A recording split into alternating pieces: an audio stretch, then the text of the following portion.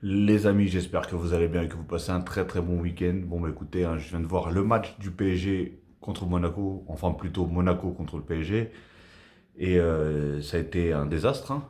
Un désastre total. Je me suis dit, bon, peut-être que certains joueurs vont quand même se réveiller ou quoi que ce soit, mais en fait, ils veulent plus jouer du tout. Ils ont, après l'élimination de la Ligue des Champions, bah, ils n'ont plus aucun espoir.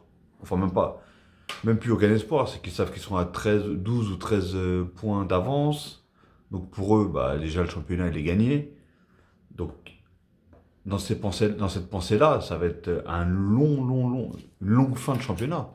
Parce qu'ils finissent quand même au mois de juin.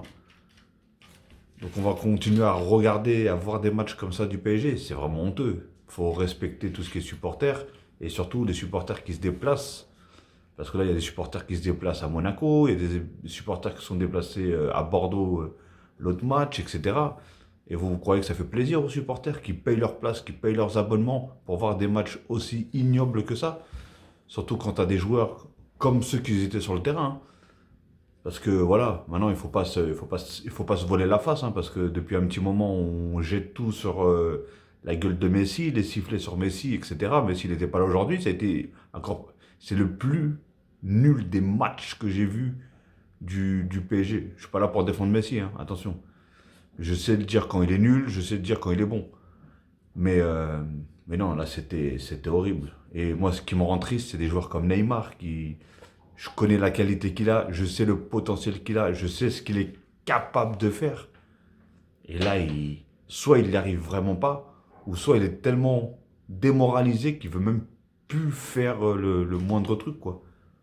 En fait, c'est là que tu vois que c'est tout dans le mental. Si t'es bien mentalement, tes gestes techniques, tu les réussis. Là, le mec, il est tellement technique, je comprends même pas que là, le moindre contrôle, il n'y arrive même pas. C'est affolant. C'est affolant. Et tu peux pas perdre tu perds pas en technique comme ça. C'est pas possible. Donc il y a quelque chose qui va pas. Qu'on le veuille ou pas. Après, je vais pas parler que de Neymar, hein, parce que la défense, elle était aussi catastrophique. Kimpembe, je t'en parle même pas. Comment il s'appelle? Marquinhos, la même. Pourtant, Marquinhos, c'est limite l'exemple du PSG. Il faut dire ce qui est. Pour moi, c'est l'exemple du PSG. Vous voulez que je vous dise, le meilleur joueur du PSG aujourd'hui, ça a été Donnarumma. Alors, pour voir le niveau, hein. Parce qu'il a quand même fait quand même pas mal d'arrêts, parce qu'on aurait pu s'en prendre 4 ou voire 5 tout simplement. Et c'était médiocre, franchement c'était médiocre. Au milieu, c'était ouf. Des fois, je voyais un écart entre le milieu et la défense qui était tellement énorme que il fallait qu'il mette des frappes pour trouver son milieu. C'est fou. Et quand il revenait, ça revenait en marchant. Quand ça montait, même avec la balle, hein, ça montait en marchant. Pourtant, ils étaient en train de perdre. Et quand tu perds 1-0, tu sais qu'à n'importe quel moment, quand même, t'es le PSG. Tu peux retrouver, tu peux marquer à n'importe quel moment. Moi, je me suis dit, voilà, ils ont fait une mauvaise première mi-temps. Je me suis dit, ils vont quand même se réveiller. Même si les 5 dernières minutes de la première mi-temps, on voyait qu'il y avait, allez, un petit réveil, un tout petit réveil. Mais je vois en deuxième mi-temps, en fait, c'est la continuité de la première mi-temps. Donc, qu'est-ce que vous voulez faire? Franchement, qu'est-ce que vous voulez faire? Rien. C'est triste. Comme il dit à Mbappé à la fin, il faudrait qu'il respecte, il se respecte même déjà, qu'ils respectent le métier qu'ils font et qu'ils respectent surtout ceux qui viennent les voir et ceux qui les supportent, tout simplement. Et ceux qui aussi achètent leurs maillots, ceux qui achètent leurs vêtements, tout simplement. Et ceux qui les supportent, qui viennent les voir aux entraînements, etc., etc. C'est bien beau de prendre plein d'oseille, hein, mais là on est en train de parler du PSG. Oui, il y a plein d'oseille, je suis d'accord, il n'y a pas de problème. Mais, euh, mais franchement, en fait, avant toute chose, parce que là je suis en train bien sûr, écraser le PSG, mais je veux bien sûr féliciter l'AS Monaco, qui a fait, on va dire, limite un match parfait. Alors eux-mêmes, eux-mêmes, ça a été un désastre. Regarde, ils se sont fait éliminer, je crois que c'était de l'Europa League, par Braga. Bah, ils ont gardé la tête haute. Ils savent qu'ils n'ont plus rien à jouer non plus. Et le PSG, non, ils sont là. Eux, ils veulent que la Ligue des Champions. Mais on joue pas que la Ligue des Champions, mon ami. Ah ouais, non. C'est, on joue, je crois, entre 3 et 4 coupes quand même, chaque saison. Donc, et un championnat, bien sûr. Donc voilà, tout simplement, franchement, c'est ignoble. Je regardais le match, je me suis dit, mais c'est une farce. Je me suis dit, c'est une réelle plaisanterie. Franchement, Monaco, ils nous ont écrasé. Mais déjà, pendant au moins les 35 minutes, c'était une attaque-défense. Monaco, ils étaient en train de bouffer le PSG, c'était incroyable. Et dans tous les domaines, hein, dans le pressing, dans les. Ils reprenaient toutes les balles. Ah oui, alors par contre, le PSG, toutes les passes, mais toutes les passes qui allaient à côté, c'était affreux. Affreux. Même les passes, c'est pour vous dire à quel point ils étaient vraiment catastrophiques, c'est que même les passes, ils n'y arrivaient même pas. Elles n'arrivaient même pas aux joueurs. Mais tous les joueurs, hein. Mais je vous parle, autant des joueurs qui sont normaux, autant des joueurs qui sont très techniques. Donc c'est pour vous dire à quel point c'est un désastre total. Et, euh, et donc voilà, bah, félicitations. Ben Yedder qui en plus du coup prend 2 buts de plus que comment ça s'appelle Mbappé au classement. Hein. Il est premier parce qu'ils étaient ex-aequo au tout début du match. Et du coup, il prend 2 buts hein, parce qu'il met quand même un doublé, un penalty et un but. Très beau but d'ailleurs qui est très très dur à mettre, tout simplement. Et donc voilà, franchement, j'ai vraiment pas grand chose à dire. Je suis tellement désespéré. Hein. J'avais mis le petit maillot. Je me suis dit, bon, même si ça aurait été une victoire, ça aurait pas été une énorme victoire. Voilà, on va pas se réjouir de gagner contre Monaco, etc. Même si bien sûr, parce que pour moi, c'est pour vous dire à quel point il y a un problème quelque part. C'est que même en jouant nul, on a quand même 13 points d'avance, ou 12 points, je ne me rappelle plus. Et là, d'ailleurs, ce soir, il y a Nice-Marseille, qui, eux, se battent pour la deuxième place. Je crois qu'ils ont le même nombre de points. Bah, s'il y en a un qui gagne, bah, il se rapproche du coup de 3 points du PSG. Hein.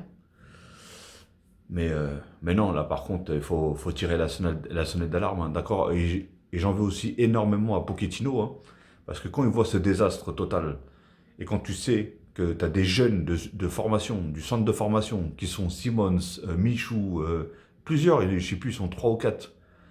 Et il y en a d'autres, je ne connais pas leur nom. Mais, euh, mais qui peuvent apporter quelque chose. Parce que faire pire que ce que eux, ils ont fait là dans le match, tu peux pas. Franchement, tu peux pas. Je mets ma fille de 4 ans, elle fait mieux qu'eux. C'est incroyable. Franchement, c'est fou, c'est fou, c'est fou. Et ça avançait pas. Il n'y avait aucun rythme, aucun jeu, aucune technique, rien, mais strictement rien. Moi, pour moi, j'avais l'impression qu'ils revenaient d'une cuite. Alors, est-ce que c'est l'heure, 13 heures, où les mecs, à la base, ils font une sieste, et là, ils sont obligés de jouer. Mais, euh, mais à part ça, je vois pas. Franchement, je vois pas, parce que là, après, qu'ils s'étonnent pas qu'on les siffle, qu'ils s'étonnent pas comment ça s'appelle, que les supporters sont mécontents, parce que déjà ils sont mécontents du fait de la disqualification, bien sûr, de l'élimination, pardon, de la Ligue des Champions. Mais si derrière tu fais pas ce qu'il faut, franchement, c'est honteux, tout simplement. Au moins, essaie de te rattraper comme ça. Faites des bons matchs, donnez un peu d'espoir au PSG, au moins jusqu'à la fin de la saison. Parce on a plus que ça à prendre, de toute façon, on n'a plus que ça à regarder. Donc, même si vous nous faites pas oublier, hein, si vous nous faites pas oublier l'élimination, mais au moins, que les gens qui regardent à la télé ou même qui viennent au stade regardent quelque chose et qui se disent bon, et ça va, ils se bougent un peu le cul quand même. Parce que là en fait, c'est une vraie continuité de non-challenge, non, rien du tout. C'est. Moi, je me suis dit, franchement, je regardais, j'ai- j'avais même pitié pour eux. Je me suis dit, mais là, ils sont en train de se foutre de la gueule de qui réellement? Je te parle même pas. Je crois que les tirs cadrés, le gardien, je sais même pas s'il a eu une difficulté, réellement. Le pire, c'est qu'il faisait même comment ça s'appelle? Des fautes défensives. Et le PSG, même comme ça, ils n'en profitaient pas. Mais c'est incroyable. C'est incroyable. Quand je voyais Nuno Mendes, le gars, au bout d'un moment, je le voyais, il a complètement baissé les bras. Même lui, je voyais qu'il était saoulé. Kipembe, pareil. Pourtant, même Kipembe, il n'a pas fait un gros match. Hein. Et l'erreur qu'il fait à la fin sur le penalty. Mais après, voilà. De toute façon, une de plus, une de moins, je veux dire, dans ce match-là, je crois que tu pouvais tout faire. Hein. Franchement, c'était affolant. C'est... Mais moi, j'avais l'impression que c'était une robe. un entraînement de reprise juste après un gros match, tu vois. Tu sais, où tu marchais, où tu trottinais, où tu faisais un petit footing. Mais moi, j'avais l'impression que c'était ça le match. J'avais pas l'impression que c'était un match de championnat, surtout contre une grosse équipe en face en plus, tu vois. Donc là, je vous dis, hein, n'importe qui jouait contre nous, si les joueurs ils jouaient comme ça, n'importe qui pouvait nous battre, hein. Réellement, on pouvait nous battre, hein. Et là, je vous dis, 3-0, on peut être gentil. Parce que Donnarumma, il en a sorti quand même pas mal des frappes, hein. Même s'il s'en est pris, hein. Mais et il a pas eu de chance aussi, c'est sur le péno. J'ai même pas compris comment il a fait. Réellement, je sais même pas comment il a fait pour rentrer. Mais bon, qu'est-ce que vous voulez que je vous dise? Après, de toute façon, mentalement, même lui, hein, il doit prendre de. Ça doit lui faire bizarre, hein. Mais ouais, Pochettino, ouais, c'est bon, c'est. Là, il faut arrêter. Faut arrêter ce massacre. Réellement, ils sont en train de tout se détruire, hein. C'est. En fait, t'as pas envie de jouer, bah, barre-toi, mon frérot. Tu vois? T'es pas en colonie de vacances, t'es pas au Club Med, mon gars. Je sais pas, c'est. Franchement, vous avez pas envie de jouer, bah allez jouer dans un championnat ou je sais pas, ou aller faire un autre métier. Vous savez, il y a des métiers où est-ce qu'on marche, où est-ce qu'on ne court pas, où est-ce que, voilà, aller travailler sur le chantier, ou je sais pas moi. Bah ouais, parce que là, franchement, footballeur, là, c'est. Je sais pas ce que j'ai vu. À 13h, c'est pas ce que j'ai vu. Personnellement, c'est pas ce que j'ai vu, surtout du côté du PSG. Donc voilà, en tout cas, Pochettino, il faut qu'il se remette en question aussi, hein, et qu'il commence à mettre des joueurs un petit peu sur le banc et qu'il commence à faire rentrer bah, des jeunes qui en veulent, tout simplement. Parce que je pense que ces jeunes-là, à chaque fois qu'ils sont rentrés, ils ont donné tout ce qu'ils pouvaient, ils ont essayé de mettre un peu de rythme. Je me rappelle d'un match, par contre, je me rappelle plus contre qui c'était, mais je me rappelle du match où, bah, du coup, les deux là, Simons et Michou, ils sont rentrés et ils ont fait un bien fou au PSG. Parce qu'ils étaient complètement dans le. C'était le néant total aussi. Et eux, ils sont venus avec leur petite jeunesse, leur peps et tout ça. Et ils ont donné un peu de dynamisme, un peu au jeu. Mais je vous dis pas que parce qu'ils les auraient fait rentrer, on aurait gagné ou quoi que ce soit. Mais au moins, ils auraient apporté quelque chose. Tu vois. Là, j'ai rien vu. Là, j'ai rien vu. Wijnaldum. Ah oui, ah, par contre, j'avais oublié lui. Wijnaldum. Alors, on a Ramos qui a jamais joué, c'est un désastre. On a Wijnaldum qui a déjà joué, mais qui est transparent tous les matchs. Je vous cache pas, je ne vais pas vous mentir, j'avais même pas regardé la compo. D'habitude, je regarde la compo. Là, j'avais même pas regardé la compo. Je savais même pas qui jouait. J'ai même pas entendu, je crois, une seule fois son nom. J'ai vu seulement quand il est sorti. Je me suis dit, mais c'est une blague. Il est sur le terrain, Wijnaldum, là. Parce qu'en plus, j'ai vu qu'au milieu, c'était Verratti, Paredes, Danilo. Et vu que lui, d'habitude, il joue milieu, en fait, ils l'ont mis devant. Oh là là. Non, mais franchement. J'ai rien contre ce joueur-là, pourtant je l'aime bien. J'étais même content qu'il vienne à Paris. Parce que je me suis dit, putain, ça va faire un. Il va apporter énormément par rapport à ce qu'il sait faire. Surtout ce qu'on voyait faire à Liverpool et surtout avec les Pays-Bas. Ah bah alors là, c'est. Non mais là, franchement, là, c'est un désastre total. C'est fou. C'est fou. Non, c'est complètement dingue. Parce qu'en plus, le pire, c'est que Wijnaldum, il est. C'est pour ça que j'arrive pas à comprendre beaucoup de choses quand. Après, encore une fois, ne croyez pas que je suis là en train de défendre Messi. Loin de là. Mais Messi vient d'arriver. Le mec, ils l'ont changé de club contre son gré, qu'on le veuille ou pas. Il a pris Paris, d'accord, hein, mais, en tous les cas, il voulait pas du tout quitter Barcelone, qu'on le veuille ou pas. Donc il a été, en gros, éjecté contre son gré. Il arrive dans un club. Il a même pas fait de préparation ni rien du tout. Il s'est retrouvé à faire des trucs avec son pays, avec l'Argentine et tout ça. Oui, c'est vrai, il donne pas ce qu'il devrait donner, mais si on regarde bien dans le fond, parce qu'on s'attend que Messi marque 50 buts et 40 passes D, et frérot, il a 34 ans, bientôt 35, ça c'est impossible, c'est pratiquement impossible. Mais on voit quand même, moi je trouve qu'on voit quand même qu'il apporte un petit truc, il apporte quelque chose. On va me dire, ouais mais attends, on parle quand même de Messi, il n'a pas à nous apporter juste un petit truc. Mais il nous apporte, quand je vous dis ce petit truc, c'est cette technicité, ces passes, ces cassages de lignes, c'est ce qu'il sait faire. Même s'il ne marque pas beaucoup. Mais si tu regardes bien, le mec, il est meilleur passeur de Ligue 1, en étant nul, comme vous dites. Hein, il est pratiquement, il est au même nombre de buts en Ligue des Champions, je crois, que Mbappé, en étant nul. Donc les gars, moi je sais pas. Franchement, attention, je compare pas à Mbappé ou quoi que ce soit, loin de là. Mais, Mais voilà, alors quand je vois En plus, il n'y a que lui qui se fait siffler. Alors que lui, c'est le dernier à être arrivé. Donc comme je vous dis, déjà c'est le dernier à être arrivé, aucune préparation, il est arrivé contre son gré, donc ça fait une accumulation de choses qui, tu vois, Wijnaldum, il est venu parce que c'est lui qui a voulu venir, hein, et on ne le voit pas du tout sur le terrain. On ne le voit rien faire. Par contre, lui, j'entends personne le siffler, j'entends personne rien dire sur lui. Ramos, lui, il est venu, lui, on lui a payé ses vacances à Paris, parce que pour moi, c'est des vacances, hein. Le mec, il est détente.com, il vient à la salle, il fait de la salle, il fait son sport, il s'entraîne, il se maintient, il est payé je sais pas combien. Ah ouais, alors, donc c'est bien beau de parler de Messi, etc., etc., mais il faut voir toutes les recrues, comme Wijnaldum, Ramos, qui c'est qui était venu aussi, je me rappelle. Il y avait Donnarumma, et c'est tout, je crois. Et Messi, du coup.